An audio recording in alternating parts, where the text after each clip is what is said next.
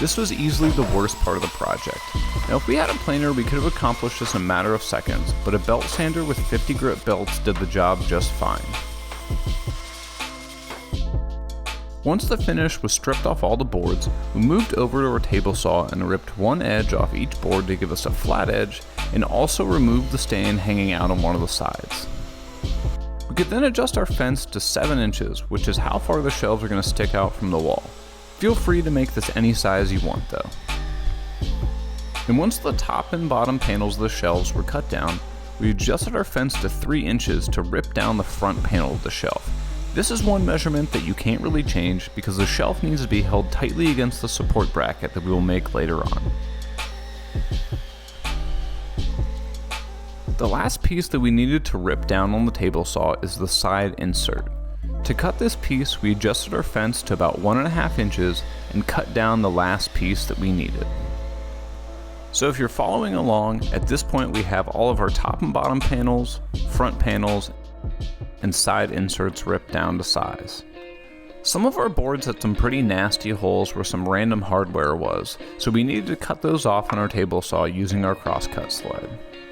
If you're using old lumber like this, double check that there are no nails or other metal objects that you might cut through. We cleaned up the ends of all the other panels and then moved to our workbench to measure out how long we wanted the shelf to be. Now the main shelf that we're building for this video is 34 inches long, so we made a mark on one of the boards and then brought all of the other boards for that shelf over to the table saw and clamped them together so we could cross cut them at once to make sure they're all exactly the same size.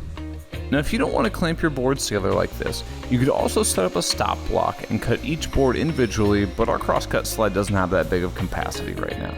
To cut the side supports to perfect size, we used the top of a shelf as a spacer piece, and then clamped a stop block to our crosscut sled. We could then cut down 2 pieces for each shelf before we moved on to the assembly.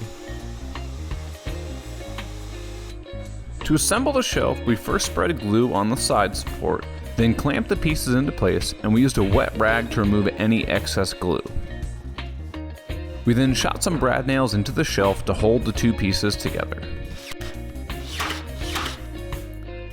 After attaching both side supports, we flipped the shelf over, applied more glue on the side support, and then clamped the other side of the shelf on and fixed it in place with some more brad nails.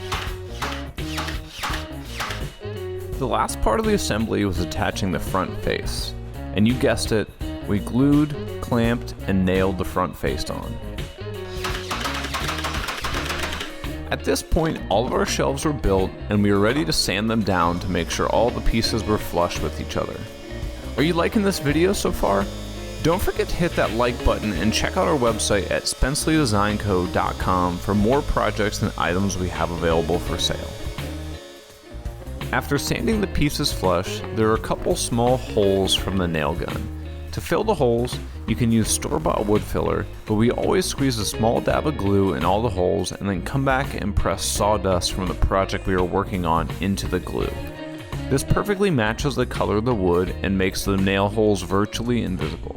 With all the shelves touched up, we are ready to move on to staining them. Now honestly, we had 2 stains left, classic gray and espresso, and we decided to experiment with them and mix them together for the base coat.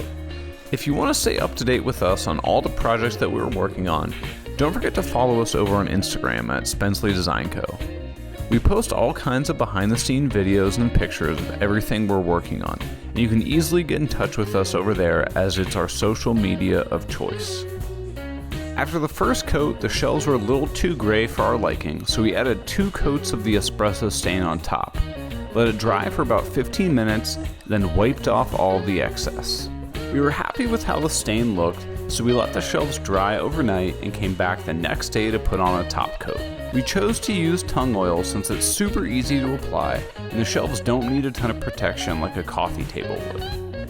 While the tung oil dried, we moved on to making the support frames for the shelves. We tossed a 2x4 down on some polystyrene foam insulation and measured out about 2 inches less than the length of the floating shelf. This gives us plenty of room for adjustments once the shelf is on the wall. We then used our circular saw to cut the 2x4 down to length. Now you can see here how well the foam insulation works, as we have full support on the lumber, but don't have to worry about the saw blade hitting the shop floor. We then moved over to our table saw and ripped these 2x4 pieces in half. With the back of the support shelf cut down, we brought out the crosscut sled for our table saw, measured the length of the attachment arms, and then clamped a stop block to the sled so we could cut down the arms to length. This was a pretty small piece, so we used a silicone brush to make sure our fingers were far away from the blade while still holding the workpiece still during the cut. To attach the support pieces together, we brought out our pocket hole jig and adjusted the collar to 1.5 inches, as a 2x4 is actually 1.5 inches thick.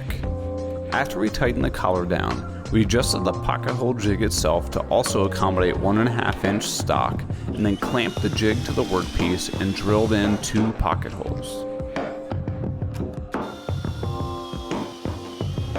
With the pocket holes drilled, we were ready to assemble the support base.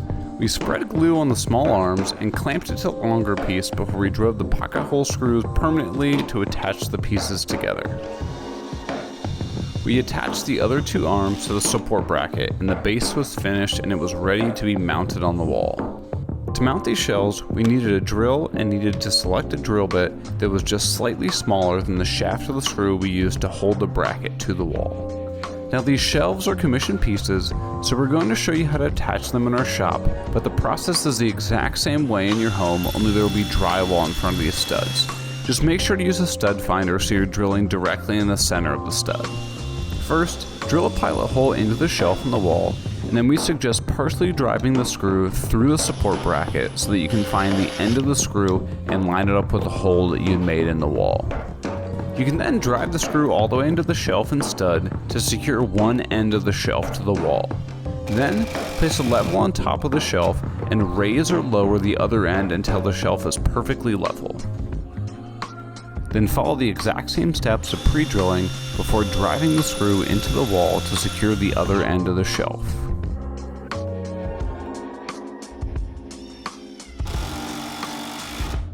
That's all it takes, and now you can grab one of your shelves and slide it on over the support bracket. It'll be a little tight, but if you really want it, you can get it on there.